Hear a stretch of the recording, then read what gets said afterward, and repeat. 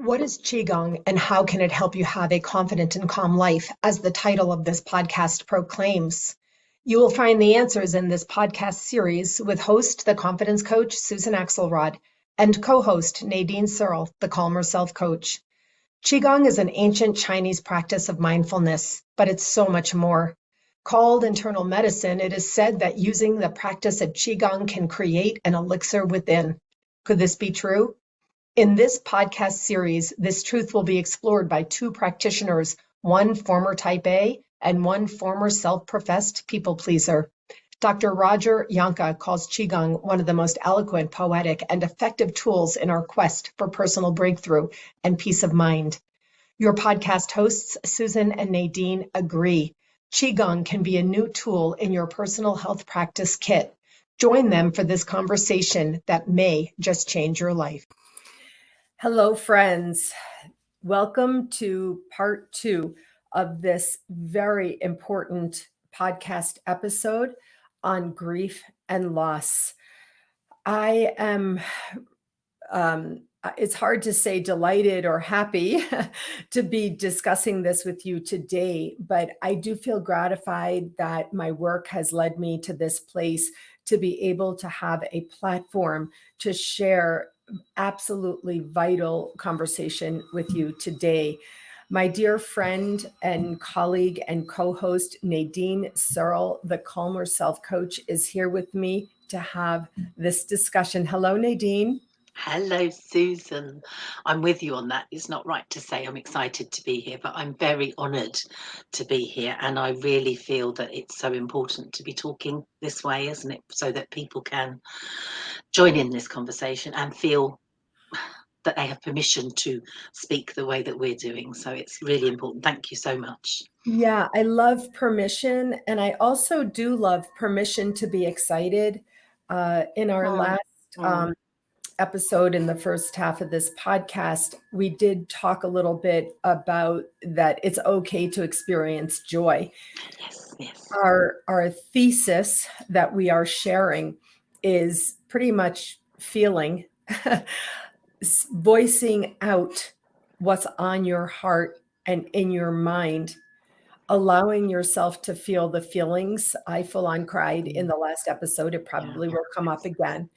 And really having permission. You know, Nadine, in the day, really not that long ago, the word cancer was called the C word. You know, you weren't allowed, right? You weren't allowed to talk about cancer. Someone got sick and it wasn't talked about. No, you're right. Yeah. We can say the same thing about addiction, alcohol addiction.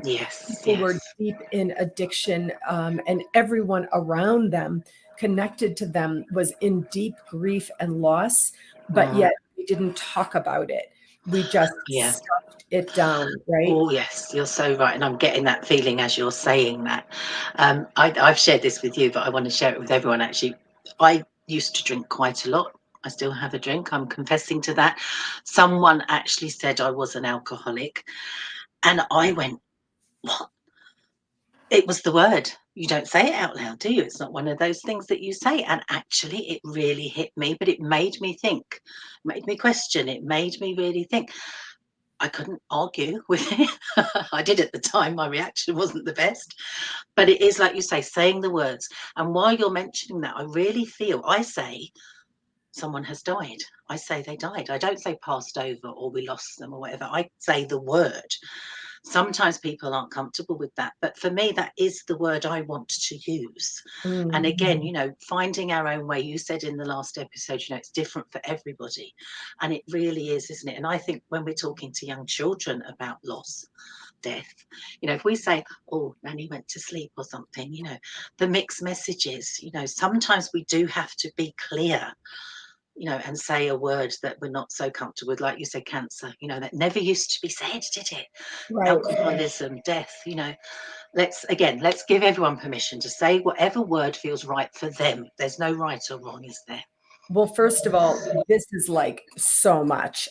So It's just so I want to say that my husband, I lost my husband a few months ago, and I myself have been in acute grief and loss, although I have not become debilitated by it because of my own tools, which include sometimes sitting alone and allowing this big crying to come up.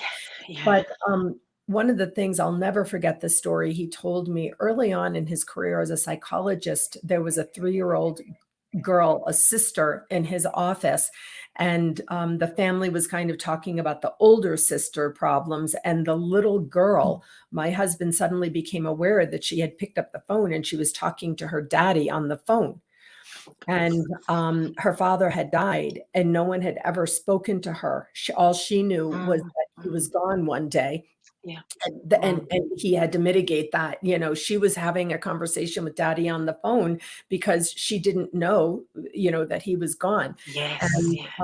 And Yeah. then so this is exactly the kind of things that happened. I could feel the energy among our listeners. I could feel the Yeah. energy out there, Nadine, Mm, of people actually saying to themselves right now, my gosh, I remember when I was 6, that did happen with my grandmother yes. or something like that. Yes, I'm getting those memories exactly like you're saying. I remember what happened, the secrets around death when I was a little child, and made me, if I'd have been told the truth, it would have been much easier for me to cope with than having those secrets that were done to protect me. Not putting any blame here, but actually, and the things that carried on for a long time. I think if only I'd known at the time, however young I was, I could have handled it better. So again, and that we talked about it in the last episode of this, didn't we? The layers of grief. I feel I lost my granddad when I was very young, my first one of my grandparents. I was very young. And it wasn't talked about. So what went on in my head was I was making all sorts of things up. Like you said, I didn't know where he'd gone. I'd blamed myself. There was lots of things going on. And actually, it's something again just to consider how we talk to our children, how we share with other people, what's happened, and not being frightened of the conversations. And that's something, again, this is why we're doing what we're doing, isn't it? It is indeed. And this podcast is how Qigong can help you have a more confident and calm life. So, for example, when we're in that state of being that we're talking about, sometimes it's feeling sad, it's feeling the unknown, it's Mm, feeling alone, it's lonely. Those are two different things.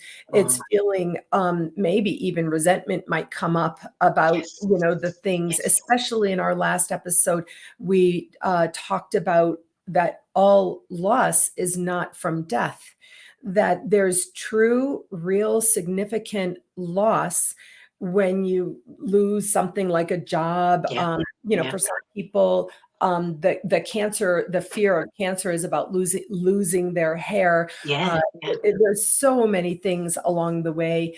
And I work with women, and now more men as well. In the second half of life, everything changes. Everything is different. You lose, that physical, body that you had when you were 25. All these I things. know. It's Yeah, gone. and don't we all? And so the feelings come up, and what happens is we get hijacked out of ourselves. So Qigong is one method, one practice where Yeah. we can come back and Mm, center down. In mm, the last episode, we talked about how the gentle movement of the hands up and down yeah. might support you. There's another form in Qigong that I learned where you do your breathing to come to center, right? If you're in grief, you're hijacked out of your center, you're in sadness. Not that there's anything wrong with that, Mm, but mm, um, our job is to come back into our own skins, and the gathering of the energy from the earth above and down from the sky yeah. above It's and the coming down, earth, isn't it? right, coming Yeah. down, and the earth below. This is something that when I'm out walking my dog down in the field, I just stand there and I do that, Yes. gathering the energy from the sky above, the abundance of the sky, and bringing it down and having Mm, energy mm, come through your body. And the earth energy, the stable, sturdy, grounding energy from the earth below, you can bring it up all the way up through your center. And these are forms and movements, we call them body movements, to support when you begin to get hijacked out of your body, out of your mind, out of your skin by the emotions and deep feelings that come from grief and loss. Yeah. Nadine, I would like to speak with you about your 6-step process in grief and healing. I know that this is something that you've been pulling together, and I know I'm very familiar with your 6-step calmer self method. Yes. And I know that it's all integrated. So I would love for you to share with us today what this is all about. Thank you. I would love to share it too. Thank you so much. But before I do, can I just touch on the point that you said there? Because it's all connected, isn't it? This flow, this getting this flow back, this up and down breath, if you like, mindset, body, breath, being in the moment. And like you said, the sky is always above us. The earth is always beneath us. There is comfort in that. If we just take a moment and tune in, like you said, and I'm getting chills just as I'm saying it because it's so powerful, isn't it? To know that the earth always supports us. The sky is always there. I always say it's like a blanket, so it's comforting, just to tune in. And again, that's really something that we can do whenever, like you say, I love that term, hijacked. Whenever we find ourselves in an emotional state that's just a little bit overwhelming, we can just tune in. Two things that are always there, the sky and the earth, our breath, our body coming out of our head that sometimes can be frantic, just down into our body for a second is such a relief and such a comfort. So, and I know you teach Qigong. It's so beneficial, isn't it, to learn something really simple that can help you. And that's one thing, isn't it, that is so Exactly. helpful. That is, again, bringing in one of the basics, of Qigong, which is part of what we're doing today. So thank you for sharing that. Yeah, I just had to go follow on with that. And can I just say one more thing before I talk about what I'm doing? I'm going to say another word that we never used to be allowed to say, menopause. We never used to be allowed to say it, did we? You work with women of a certain age, so do I. I am a woman of a certain age. Yep. But again, that's a loss. We're changing. We've lost our youth. We've lost lots of things. Our hair changes, our skin changes.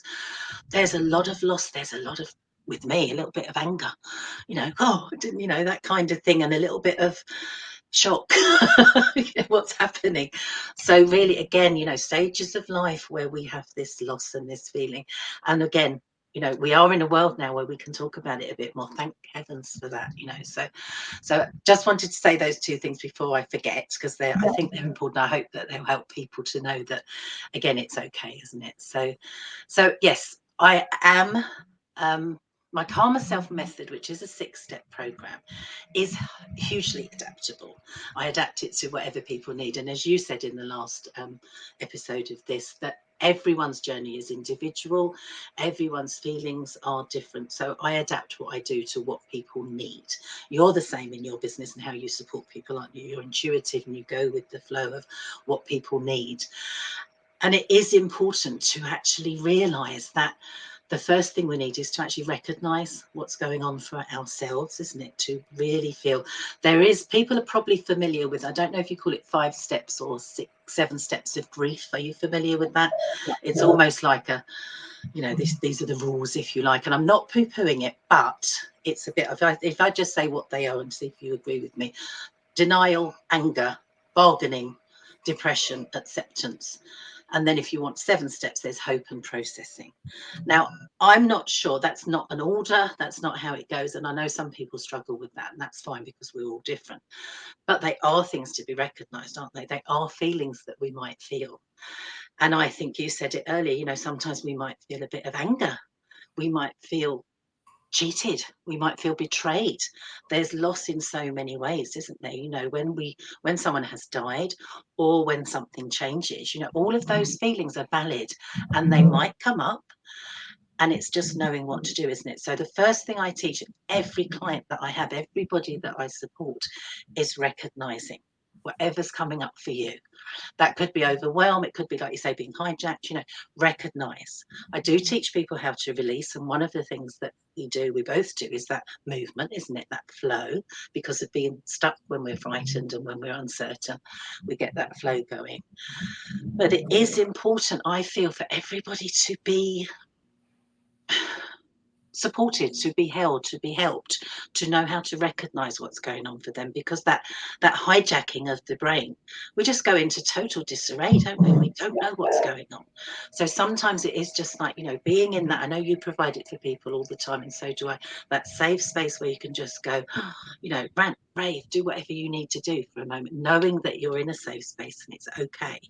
Sometimes that's what people need more than anything, isn't it? And then that recognition, the understanding begins to unravel, doesn't it? And we go, oh, I know what this is. Oh, I am angry. And I've got every right to be, that kind of thing. I'm sure people that are listening will really get what I'm saying here. So that is, I'm not going to say it's step 1, 2, because it's not, like I said, the 5 or 7 steps. It's not that uniform. It can be jumbled about. So that is something we talked in our earlier episode sometimes about. You started off by saying about the joy that we can have in our day. I teach people how to let go of the guilt around their emotions. And again, sometimes people feel in sadness, they're not allowed to feel a bit of joy. They might catch themselves laughing at something maybe on the television and go, oh, I'm supposed to be sad. We get stuck, don't we, again? So just teaching people that it's okay, letting go of guilt around whatever emotions come up. Again, what I mentioned earlier about anger, sometimes there's shame involved, It's okay to feel these things, because again, people go, I'm not allowed to be cross, I'm supposed to be sad. There's not a box to put our feelings in. It can be every emotion going all at the same time, can't it? And I'm sure, what you're going through at the moment, you probably have moments where you're getting all kinds of emotions mixed up together. Yeah. And it's really, and that can be really confusing, can't it? But to recognize and give yourself, I'm going to say it again, give yourself permission to feel whatever's feeling, and it is okay. Let go of the guilt around it. It's letting go of that attachment, isn't it, to the, there's a saying, I'll come back to it, because there is a little saying that someone said to me that I thought was brilliant. I'll come back to it because I can't remember it at the moment.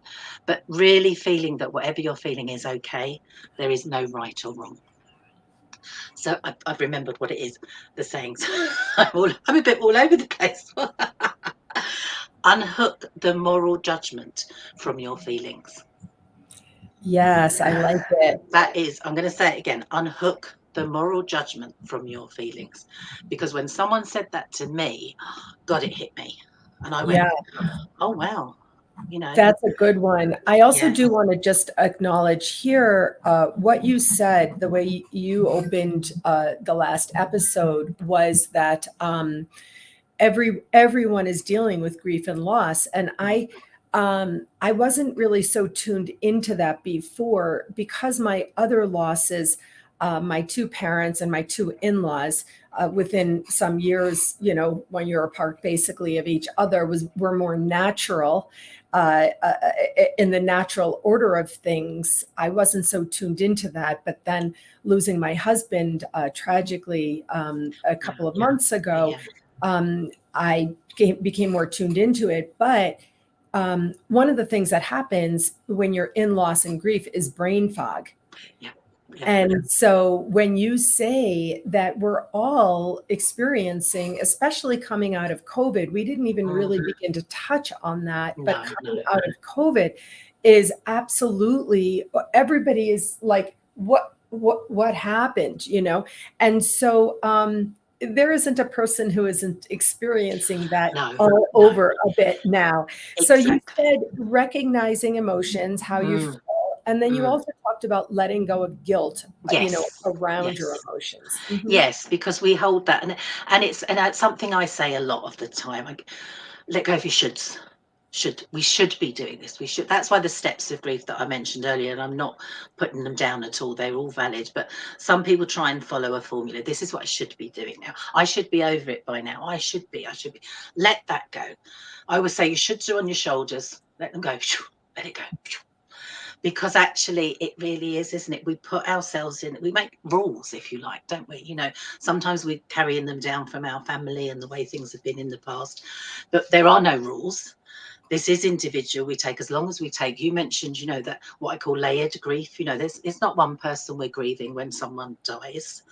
We're quite often, it reminds us of the other people we've lost. We've just had Christmas, haven't we? I know we don't, this is not a timed thing, but at Christmas time, I feel tremendous loss.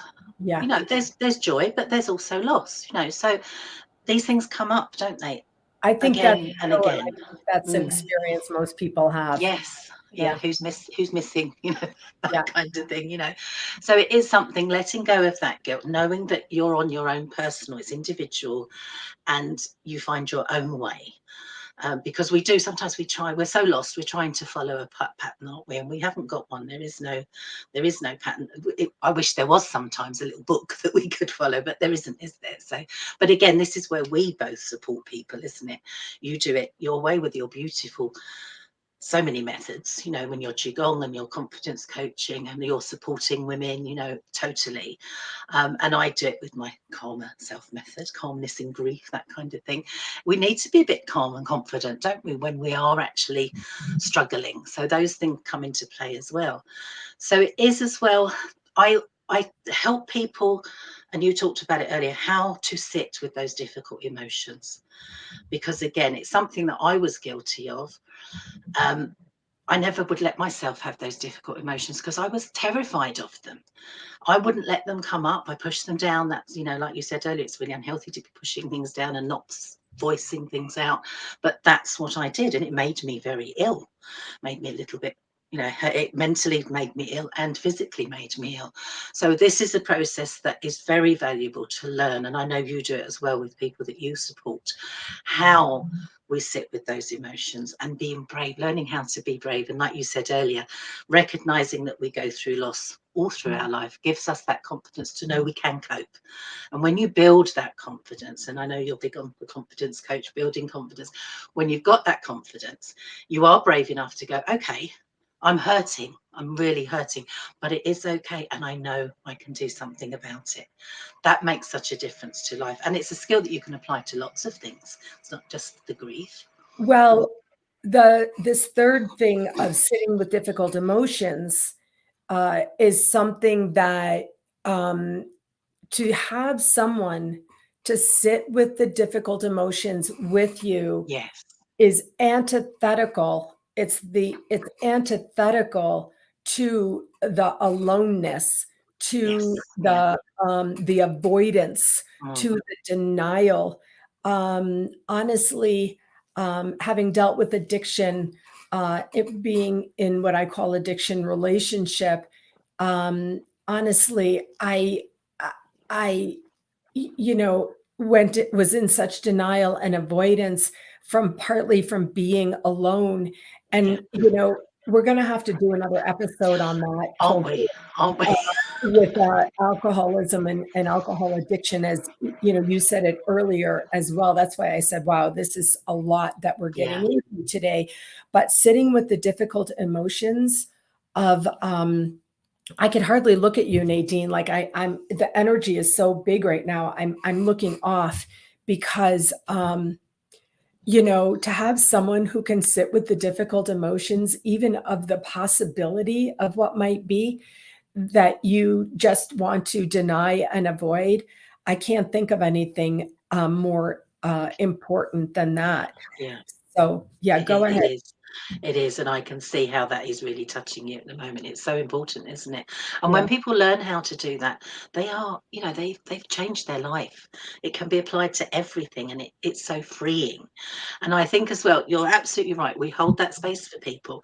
But my Karma Self method is called Karma Self because I teach people how to do it for themselves as well. They can then do it themselves. Yes, it's lovely to be held and supported, but the power comes from when you can take yourself through that process. And again, that helps with the feelings of being alone and loneliness, because actually you go, oh, I'm so alone and I'm so scared. And I know that feeling, really know that feeling. But when I go, actually, I know I can handle this. I feel strong, I feel confident, I feel brave. I don't feel so alone then. So again, it helps with the loneliness too, and that feeling of just being isolated, because within a loss, we do always feel, and again, you talked about it earlier, didn't you? We feel that no one else knows how we feel. And no one knows, everybody's experience is unique, but some people feel totally alone. And they're not, because there's always some level of comparison, isn't there? There's somebody that can share something with you. And it supports, doesn't it? It really is comforting, isn't it, to talk about things, even if it is a different experience. Yeah. It does help.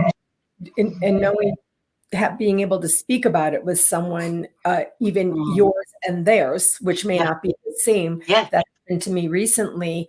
Someone else, it doesn't matter the details, but we both spoke about our circumstances and exceedingly deep losses, even though her person is alive and mine is dead. There was still the ability to, voice it out and feel and experience. And there's unity in that, isn't there? And that's so helpful, isn't it, to know that there can be differences, but we still are connecting on that lovely level. And that, like, again, I'm going to say that anticipatory grief, that, no one's not going through that. We're all scared of dying, aren't we? We're all scared of whatever's going to come in our life. And like you say with COVID, we had our world ripped away from us. We're in that uncertainty still, aren't we? So we've all got that going on, to whatever degree, shock, trauma, whatever you want to call it. It's real, isn't it? We're living it every day. So, as I say, sitting with emotions is something that you can totally understand. You totally get that. I also help people with the process of what I call gentle questioning. Now, that quite often comes hand in hand with sitting with emotions, because, as I give you a quick example, sometimes anger is there. I used to be very familiar with anger as an emotion. But when I actually questioned that, it wasn't anger. It was quite often fear. It was sadness, regret. It wasn't as simple as I thought it was initially. I just used to rage, think that was it. But actually, once I sat with it, once I started to actually feel those feelings, really, I found out there was more. So that gentle questioning process was so valuable for me. And it's something I love to share with other people too. So you just think, what is this really about? Because sometimes there is stuff that, again, we've pushed down deep. So if that can come up, that really is helpful. So you shared with us candidly and remarkably that you drank more when you were younger, to the point that somebody else said to you, you're an alcoholic, which made you stop and think. And that often does go with that avoid, the rage. You said I felt rage, and then I connected it back and I said, oh yeah, alcohol or other substance helps us suppress the rage, because it's not okay to go around in a rage. And then also the other feelings of regret and aloneness and the other things that you talked about, you want to suppress those, and often alcohol is used to do that. So I love the word gentle in your gentle questioning phase, because I've learned from our dear friend Cornelia Stephanie, who is an ascension guide and master. I've learned myself in my work with her about being more gentle with myself. And that's something that I was deep in the masculine energy of the doing and the succeeding and the achieving and the aspiring and, all the things, which made me be maybe more in denial and avoidance so that I could go and do what I wanted to do. But I wasn't gentle with myself to allow what we call the feminine energy to rise. That's what happens in your gentle questioning process, I imagine, is that people are allowed to have the feminine energy rise, that the nurturing and soft. Yes, and it is. You're absolutely right. Being gentle with yourself. It's a cliche, but be kind to yourself. How many times do we hear that? Do we do it? We don't know how to do it, do we? So learning how to do that lovely process of actually learning how we are, how we listen to ourselves, how we are kind to ourselves. Because again, people aren't normally taught that. Sometimes we don't know. And when we learn it, it is something that is so beneficial to put into practice in so many ways. I'm aware that our time is funny. We're talking so much. We definitely need another episode, don't we? Let me say, I already, about 10 minutes ago, People who are not in our podcast world don't know what you and I are thinking, in our heads, because we are expert podcasters. I'd like to continue if you have time, because I feel like this is so important. Yeah. Do you have time? So another thing, in my old type A, when I used to run a meeting, I learned early in my career to call the question at, shortly before the hour and say, does everybody have more time? I feel like that's what I'm doing. Do you It's have good. to continue? I do. So did you want to carry on? Yes, Here? I do want to carry on. I'm Thank you. more than happy, because I think, again, it's valuable, isn't it? We do, like you say, we are trying to be professional, and we are. But I think this is so valuable to keep going, Yes, I do. because we're in that flow, and I think it's important. So thank you for that. So we're talking about gentle questioning. Yeah, We're talking yeah. about listening to yourself, Mm. and that kind of goes with sitting with the difficult emotions. But this is a guided Yes. process that you offer. Yeah, and it is, and again, it's something I teach people to do for themselves. So they've got that tool. We both, don't we, create toolboxes for people, so they've got those tools. But it is very important, and you said it just now about allowing that feminine to come in. I was very much in a male world. I acted like, that male energy was there because I felt I needed to, and I was good at it. I'm sure you were too, getting things done and being that way. So to learn how to be soft and gentle and let the feminine come out was hard for me. That's the honest truth. It was very hard. I also thought it was a little bit wrong. I thought it was a little bit weak. But actually, it's so powerful when it does come up. So allowing that to bubble up. And within my gentle questioning process, it is actually, again, another cliche, getting out of your own way. So you allow things to come up. The gentle questioning process brings up things you don't expect. It brings up questions you don't know where they've come from. And you go, oh, but they're deep and they're meaningful. So it's actually just allowing. And it is that sitting in stillness, sitting in peace, just being quiet. And again, with your Qigong practice, we get centered, don't we? We get grounded. So again, that does sometimes, when I do my Qigong practice of a morning, it takes me probably about 20 minutes. The things that come up, it's amazing. I don't know where they come from, but I know they're coming up for a reason. It's that kind of thing. So in movement, in that beautiful daily practice, and I'm sure you find it too. I would say yeah, one of the biggest surprises, very unexpected, when I started really practicing and learning the forms and learning the teaching of the forms, I would cry, Nadine. yes. I would spontaneously be doing, the forms, and I would feel tears running down my face. Yeah. We're talking about grief and loss here, and this gentle questioning process, listening to yourself, allows these other emotions to come up as well. The emotions of guilt, the emotions of regret. Yeah. And to get out of your own way of self-suppressing. Yes. Self-suppressing, you thought it was weak, right? And then, to break through our work, Qigong is, we're breaking through the ties that bind us, and we're opening up. We're using body movement and breathing. So this is so important in grief processing. All the questions: how did this happen? Why did this happen? All those things. The what ifs, isn't it? Or what if, and that's, again, who doesn't go through that? I think everybody does, don't they? Whatever the situation. But I think you're right about that, saying about the movement. And I think I shared it in an earlier episode here, that when I first started Qigong in a class setting, tears came. That movement opened things up in me almost instantly. And in a room where I didn't know anyone, I felt a little bit self-conscious. But again, it's a practice, when movement allows that to happen, and it's beneficial, isn't it? It's so important. And I always feel now, if tears come, it's a good thing. It needed to happen, doesn't it? And again, maybe people have these old beliefs that, mustn't cry. It was said to me when I was little, don't cry, still said to me sometimes now, and people don't want people to cry. I said earlier, didn't I, emotions coming up, and sometimes we don't say what we want to say because we don't want to make people cry, but it's a good thing to let the emotions come out.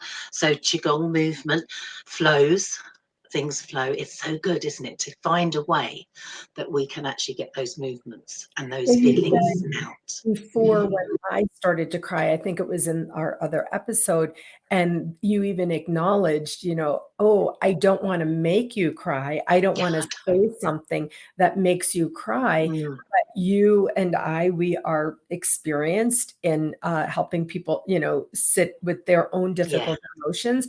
And then also, the more that I emote, the more that I go through this process myself, I also can now sit, lovingly, gently with someone else who has experienced grief and loss. That's the important thing, I feel, isn't it? Because actually that is, we are helping other people, both of us, and so many people that we know are. And so to be much more comfortable, if you like, with our own emotions is valuable, isn't it? Because then we are in a better position to help other people in that way, and if it is, and I don't know about you, Susan, but sometimes with clients, tears come from me. I don't hold back because I know I'm professional and that everything, but sometimes, you mentioned about, when we lose a pet, I remember a client coming to one day who was going through sadness with her dog. The tears came for me because I can so relate. Of course. And I didn't hold it back. I shared because, but again, to notice, and you were a perfect example of that. They don't last forever. They come, you settle. It's okay. It is okay. I used to be scared of crying because I thought I'd never stop. That's not true. That's an interesting point. It is, isn't it? I'm sharing a lot today, aren't I? Yeah. They're feeling that flow. Definitely more topics for discussion. But I really feel, just to touch on the last 2 points, and I'm not saying we're jumping ahead, but that we can talk about them very quickly. Sleep. People don't sleep. When they're grieving, they're unsettled. For whatever reason, they don't sleep. They get exhausted. You talked earlier about the general exhaustion that the whole world is feeling at the moment. I work with so many people that are just desperate to get a good night's sleep. That's something that is so important for all of us, isn't it? And in grief, change, sadness, and loss, we don't sleep so well. So again, I have so many ways of helping people get a good night's sleep that I love to do that. And the other side of that is how we start our day. So not jumping ahead, you wanted to say something. I just wanted to say, a friend of mine just shared with me that when she was 5-ish, 5 or 6 or 7, she had shared a bedroom with her sister, and the sister was sent away for some reason, whatever the details, and it was never discussed with this little girl child. And she said to me, I stopped sleeping at that time. Yeah. And I said, like, what does that mean? Right? Clarifying question. What do you mean by that? And she remembers that she would lie in bed at night, being awake, trying to sleep at that very young age, night after night after night. And now that this has been brought to my attention, of course, I myself have also worked with victims, children who were sexually abused, or children with alcoholic fathers. I had one man, a client, who remembers when he was 2 or 3 or 4 that he would be terrified to go to the bathroom. And then he would, be awake and not able to sleep. So this phase, this piece of this methodology that you've created about sleep is absolutely vital. I have someone close to me who just didn't sleep. You either can't. So many reasons why we don't, and you've just described quite a few of them. There's so many reasons why people have trouble sleeping, and it can go back to childhood trauma. Some things we don't even recognize. Again, that goes back to my first point, recognizing. When I work with people around sleep, it goes deep sometimes. It really does. I mean, I have tips and coping strategies that can work instantly, but sometimes it is from something in our past, and there's a very good reason why we're keeping ourselves awake, maybe, or we're scared of going to sleep. We're talking about grief, we're talking about death. Some people are scared to go to sleep because they think they're going to die. That's quite a big statement to say, but I've heard it so many times from people, I'm scared to go to sleep. If something has happened in the night, you know, people can be scared, little children can be scared because of things. You know, I used to have lots of fears when I was a child about what was going to happen in the night because of stories I was told. Right. What happens in Right. the night, in the dark, you know. Right. The horror stories that are Yeah, told in real camp. fear. They're real fears when you're, well, they're real fears when you're an adult, aren't they? But they're real fears, Yeah. not necessarily real stories, but real fears. So again, you're right. It's a big issue, sleep. But when people are grieving in loss, their patterns changed, hasn't it? They are feeling that loss. They might have lost that person they sleep next to. You know, like you say, if there's a child, you know, they've lost a child, you know, that they've lost their comfort, they've lost what they hold on to dearly. Right. So sleep doesn't come. Sleep isn't there for them. It's not a luxury for them. So again, getting back into sleep again is so important, because when we're exhausted, all that fuzzy brain and everything is just on overdrive, isn't it? So And if we can get that sleep, it's crucial. especially in the grief, uh, uh, and you know, the millions and millions of people around the world who were lost to COVID. Yeah. Um, there's millions of people who died from COVID, and there's how many millions of concentric circles of people who were close to each one of them. Yes. I have Yes. a friend who lost his brother. It's Mm, to COVID. It's been a few years now, mm. but even now he's still dealing with the Yes. grief. Yeah. And so this really is epidemic. So another It thing that is. happens Mm. in this phase of this discussion about sleep is that people use alcohol to help them sleep. Oh They, yes. yeah, they think that they're, you know, or they use weed, you know, Yeah. marijuana. Yeah. Um, Mm. All where sorts of things. Yeah. we're learning more that marijuana use can actually lead to anxiety, Yes. not sleep. Yeah, and that's not what people think, is it? They don't think that at all. But you're absolutely right. And consequently, the other thing is alcohol. It might help you go to sleep, but it doesn't help you sleep. It has the opposite effect, doesn't it? You know, you don't sleep. If I used to go to bed with alcohol in my system, which I did quite regularly, I never got any sleep. I was asleep, but I wasn't getting all the rejuvenation and the rest and what I needed. My brain wasn't doing what it needed. So consequently, it makes you tired, doesn't it? So these things that some have a little top before you go to bed, it doesn't always work. There's other ways. There's other ways. There's other ways, and that sort of passing out from the alcohol, you know, you know, just like you said, it's really a stressor on the system in so many ways. And I want to call out because we're just getting into all of it. My gosh, Nadine, I want to just call out that you know, there's this like mindlessness, that you started out having one glass of wine and now you have to have two, Yeah. or it was one scotch and now it's two, and you did it you know, once a week or a few times a week, and now it's 5 or 6 Yes. or 7 times a week. And when you're in grief, of course you have all the excuses in the world. Oh yeah. You know, Oh yeah. because I'm so sad. I lost my husband. I lost this, you know, I'm suffering. And then, but some of the practices, it doesn't take very long for the bad practices and habits Yes. to really take Yeah. hold. And Yeah, so, we don't realise, do we? I think you're absolutely right. Having said that, I would like to say that I don't say to anybody, you can't have a drink. I don't say to anyone, you can't have a joint if you want to. You know, I don't do that with anyone, because I wouldn't.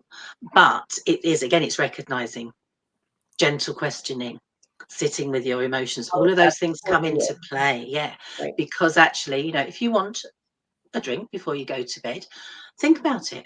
Be conscious. I think you say conscious decisions, don't you, all the time?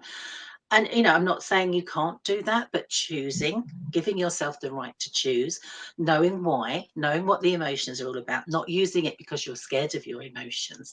It's the conscious decisions and conscious making up your mind. Because, and I just want to say that because some people go, oh, I can't drink, I can't do this. You know, I believe at certain points in time, we all need something. And sometimes it's okay to reach out to these things. You know, I'm not poo-pooing anyone that does, but it's just being aware, isn't it? And actually going, what is this really for? Again, questioning, you know, I'm using something. can I sit with this for a moment and actually just see what this is really about, and maybe find another way? That's empowering. That's a different way of looking at things. Absolutely. And that is 100%. The Mm, first phase of my own methodology is yeah. coming to conscious awareness.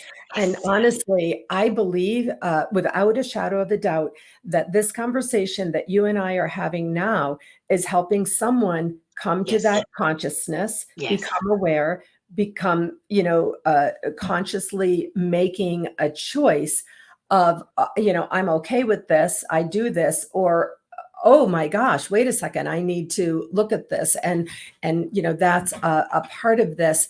I something just came up to me, and that is the excuses that we make to ourselves when we're in that grief. Yeah. I'm going to park that. That's a very interesting idea. I want to park that though, because I want to Okay. move on to your last Yeah. bit. But that's a big thing. Mm. The excuses that we make to ourselves. So, like you say, there's more conversations to come, isn't there? Yeah. This is definitely building up to more and more. There's so much, definitely. But you're right. The excuses we make, what we do, and it's okay to do that. It's just recognizing when they are excuses, recognizing when you are avoiding something, and you might not be ready to tackle it straight away. A lot of people I work with, especially in grief, it's a slow process, don't you? It's step by step. There's no rushing, there's no forcing, there's no plan. You just go through it, and you can take one step forward and two steps back. That happens quite often, doesn't it? It's never over. I don't want to say that being pessimistic, but grief can hit you at any point in time. It's something I think you learn to live with rather than put it away. It doesn't go. I know for my feelings, that grief layers up, and I can be hit with that feeling at any point in time.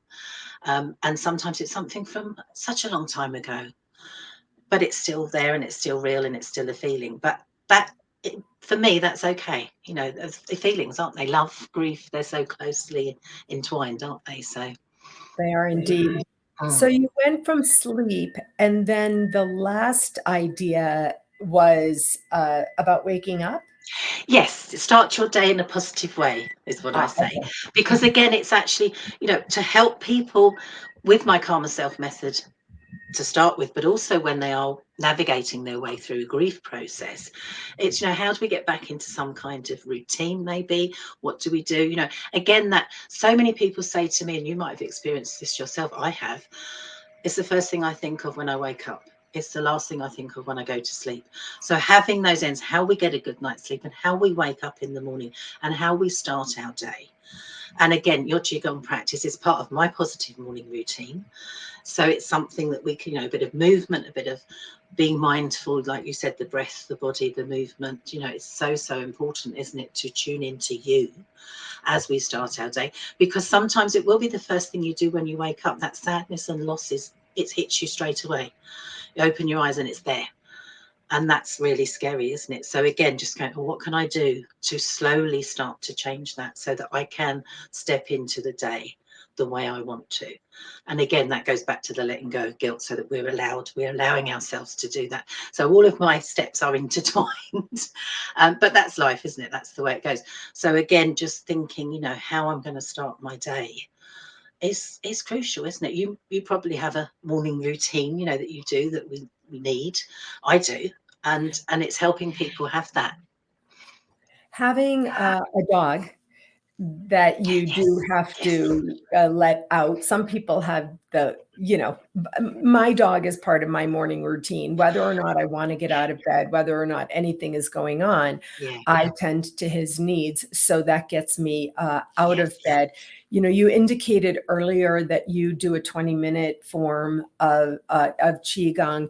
And I want to say, of course, a lot of people don't have 20 minutes, no, but no, I've learned myself that literally in 60 seconds it can be done.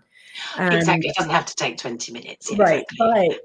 but I have also learned in my training that when you make your self help and self health, the mental, emotional, physical, and spiritual health and well being a priority, then if you replace some kind of mindfulness activity, it may be journaling, breathing, meditating, Qigong or Tai Chi, um, speaking with a loved one, resting, anything, then with scrolling, when you replace your scrolling, your mindless scrolling with mindful engagement in any of these ways, then it definitely will support a more confident and calm life. So Nadine knows that I always take notes from I know, but you got loads, did when you? I'm listening. So the thing that I would like to say about this is you said that it's so personal. Both of our work is custom or bespoke, as you say. And that in this case, it's not 6 steps to improvement, because that would be indicating linear. And your work, as I've experienced it myself, is non-linear. Even when you're talking about these 6 phases, the 6 aspects that you look at in somebody's life, the 6 ways you work with them, that you've made reference, you've looped back to something It's else. the way it is, It's all it's an integrated method. It's an integrated practice of a sort, recognizing your emotions, letting go of the guilt, sitting with difficult emotions. That's such a big one. Gentle questioning, sleep, looking at your sleep, and then starting your day in a positive way. These are, I know that this is all also integrated in your Calmer Self method. This is all part of what you do. In the end, your work is about helping someone live in their own calmer self. And I put my hands here. This is another thing from Qigong that I've learned, that you can actually put your hands on your heart brain, as it's called. You can breathe, you can think, you can feel, and it will support you. And so I love how supportive all of this is, Nadine. This conversation, I mean, man, we covered it all. Death and dying, alcoholism, weed use, sleep problems, sitting with the emotions. I wrote down, I just started listening. I bet you have. I don't know how you do it. You write and you talk at the same time. You're brilliant. Anger, betrayal, aloneness, resentment, regret, attachment, isolation, guilt. We really just got it all in there. But I think what is really important that people understand is that we can talk about this the way we do because we are going through it. We have been through it. This is our life. This is our experience. We're not just talking about it. We are living it, aren't we, both of us? And I think, you have a 4-part methodology. You have lots of different systems and ways that you help people. And it's so brilliant. But it is because we know the value, because we have needed it ourselves. We've been through these things ourselves. We've learned for ourselves. And then our natural response to that is to share with other people, isn't it? We're both the same in that way. Whatever we learn that helps us, we want to share.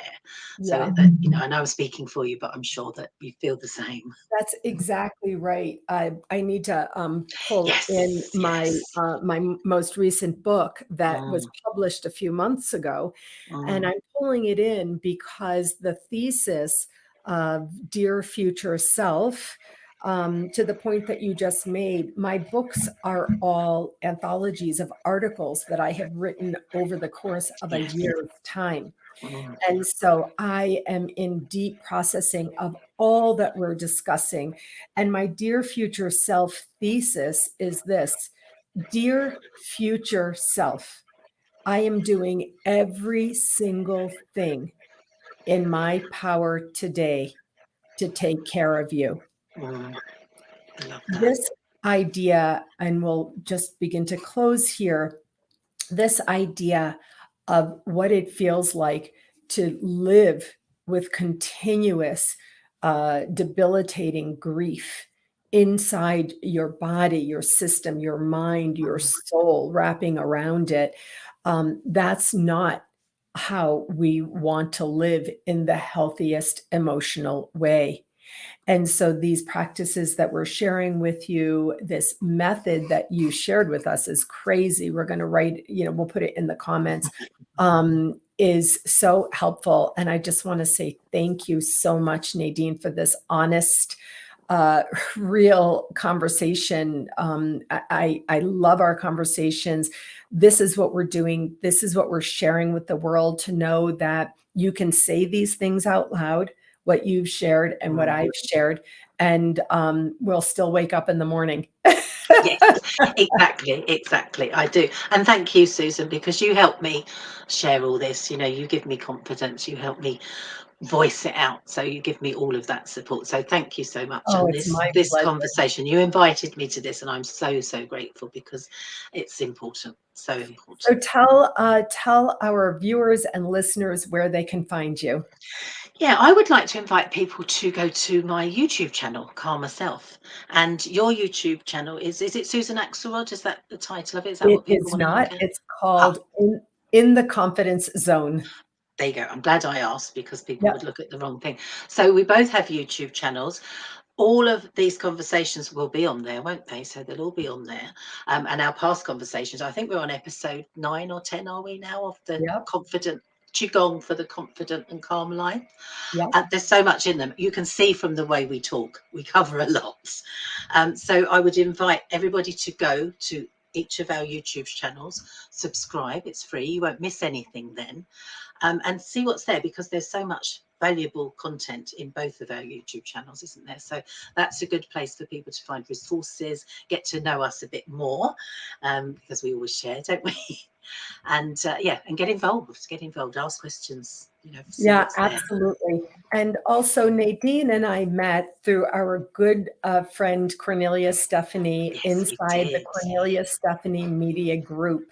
And we both want to invite you to go to your Play Store, look up KS Media Group. There is a wonderful app that you will be able to find and download. You can register there. And inside this app, Nadine and I both share our podcasts. We share downloaded material. We share so much inspirational, motivational material to help you live a more confident and calm life. And we would love to have you join us there as well. Yeah.